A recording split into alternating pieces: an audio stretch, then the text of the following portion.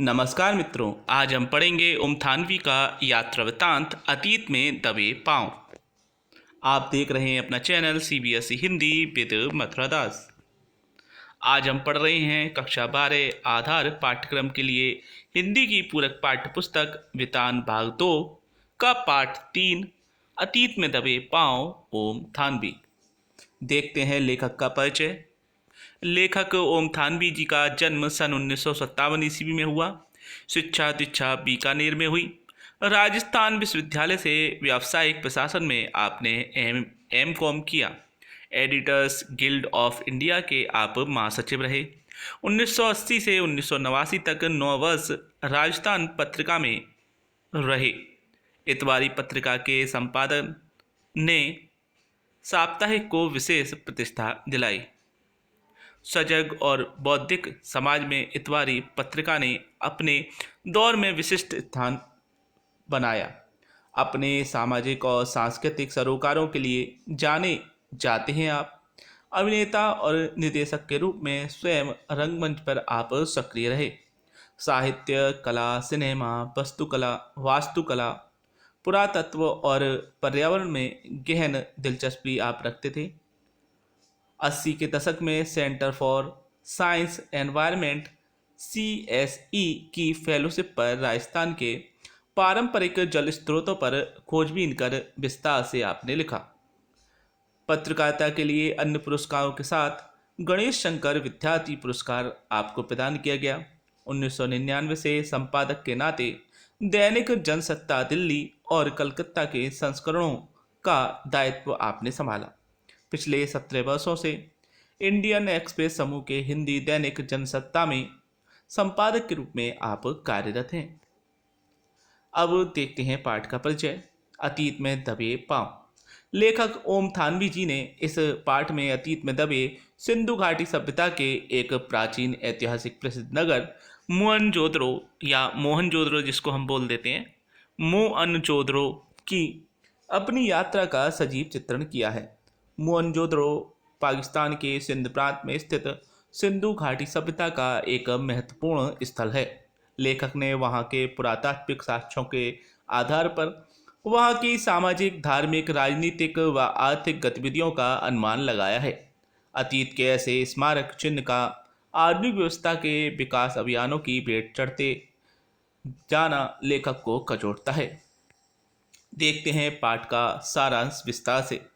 सिंधु घाटी सभ्यता, जो कि पाकिस्तान के सिंध प्रांत में सिंधु नदी के किनारे पर बसी एक प्राचीन सभ्यता मानी जाती है। अनुमान लगाया जाता है कि इसका अस्तित्व लगभग 5000 साल पहले रहा होगा। इसके अंतर्गत हड़प्पा सभ्यता, जो आज के पंजाब प्रांत में है, और मोहनजोदड़ो, जो पाकिस्तान के सिंध प्रांत में है, प्रमुख रहे। सिंधु घाटी की सभ्यता को विश्व की सबसे पुरानी सुनियोजित नगरीय सभ्यता माना जाता है। हड़प्पा में रेल लाइन बिछने के कारण वहाँ ज़्यादा खुदाई मोहनजोदड़ो में एक बड़े क्षेत्र में खुदाई की जा सकी है। मोहनजोदड़ो की खुदाई का कार्य सन 1922 ईस्वी में राखाल दास बनर्जी ने उस समय के पुरातत्व विभाग के निदेशक सर जॉन मार्शल के कहने पर किया। मोहनजोदड़ो का अर्थ है मुर्दों का टीला। मोहनजोदड़ो उस समय की ताम्रकालीन सभ्यता का सबसे बड़ा शहर था, जो करीब 200 हेक्टेयर क्षेत्र में फैला था। इसकी आबादी उस समय लगभग 85,000 रही होगी। इतनी बड़ी जनसंख्या के होने के कारण यह माना जाता है कि मोहनजोदड़ो इस घाटी सभ्यता का केंद्र अर्थात राजधानी रहा होगा। लेखक जब मोहनजोदड़ो की यात्रा पर निकला तो वहां पहुंचकर उन्हें एहसास हुआ कि जैसे वे 5000 वर्ष पूर्व की सभ्यता में पहुंच गए हैं। इस शहर की बड़ी बड़ी गलियां और इमारतें आज के महानगरों को भी मात देती नजर आती हैं। मोहनजोदड़ो नगर का निर्माण किया गया है।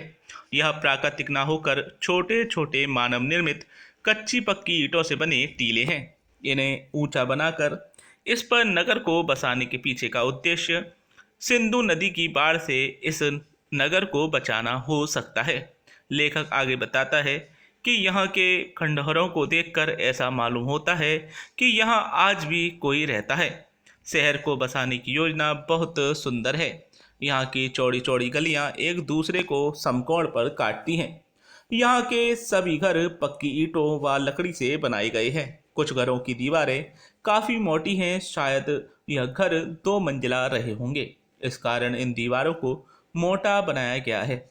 मुख्य सड़क काफ़ी चौड़ी है, जिस पर बैलगाड़ी चला करती थी। घरों के दरवाजे मुख्य सड़क की ओर न खुलकर पीछे की तरफ खुलते हैं।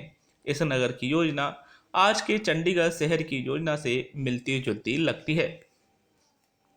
यहाँ एक बड़ा स्नानागार, एक भंडार गृह, बड़े बड़े कुएं आदि ऐसी सभी चीजें मौजूद हैं जो किसी सभ्यता के फलने फूलने के लिए आवश्यक होती है।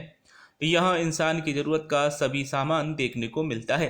पूर्व दिशा में बड़े बड़े घर, चौड़ी सड़कें, अधिक कुएं आदि हैं, जिससे लगता है कि यह अमीरों की बस्ती रही होगी, जबकि आधुनिक समय में अमीरों की बस्ती पश्चिम दिशा में मानी जाती है। मगर मोहनजोदड़ो में हमें इसका उल्टा दिखाई देता है। यहाँ के सभी लोग अपना कार्य मिलजुल कर करते थे। यहाँ के लोग व्यापार करते थे, साथ ही इन्हीं लोगों ने दुनिया को उन्नत खेती करना सिखाया। यहाँ एक बड़ा अन्नागार है, जिसमें कर के रूप में प्राप्त अनाज रखा जाता था। यहाँ गेहूं, जौ, ज्वार, बाजरा, चना, कपास, खजूर, खरबूज, अंगूर आदि की खेती के प्रमाण मिलते हैं। इस कारण इस सभ्यता को अधिकतर विद्वान खेतीहर और पशुपालक सभ्यता मानते हैं। यहाँ लोहा नहीं पाया गया, लेकिन पत्थर और कांसे के इस्तेमाल से कृषि के औजार बनाने के सबूत मिले हैं।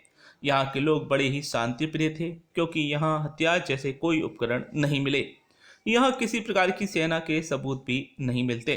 दुनिया में दूसरे नंबर का सबसे प्राचीन कपड़ा सूती कपड़ा यहीं से प्राप्त हुआ है। यहाँ रंगाई के सबूत भी मिलते हैं। नगर की स्वच्छता के लिए यहाँ के लोगों ने जल निकासी का अच्छा प्रबंध कर रखा था। प्रत्येक घर में जल निकासी की उत्तम व्यवस्था थी। इसके लिए प्रत्येक घर से नालियाँ निकलती थीं जो ढकी हुई होती थीं, और प्रमुख मार्ग के दोनों ओर भी नालियाँ होती थीं जिससे वे मिल जाती थीं। नगर में एक 40 फुट लंबा और 25 फुट चौड़ा व 60 फुट गहरा जल कुंड भी मिला है। ऐसा माना जाता है कि यहाँ कोई विशेष धार्मिक अनुष्ठान किया जाता होगा। इसकी दीवारें पक्की ईंटों से बनी हैं। इसके पास ही 8 स्नानागार भी हैं।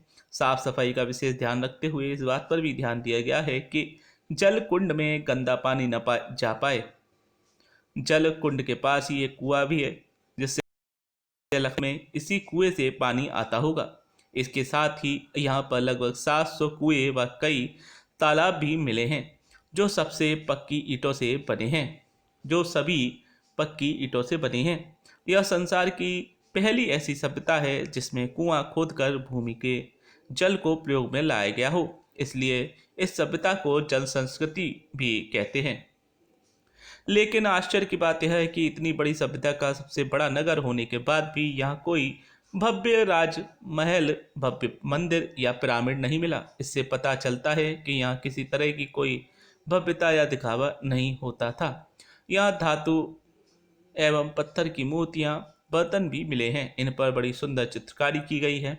यहाँ कुछ मोहरे, खिलौने व अन्य साज श्रृंगार की वस्तुएं भी मिली हैं। हजारों की संख्या में मिली बहुमूल्य चीजें दुनिया के अलग अलग संग्रहालयों में रखी गई हैं। यहाँ एक प्राचीन बौद्ध स्तूप भी है, मगर यह उस समय का नहुकालीन माना गया है।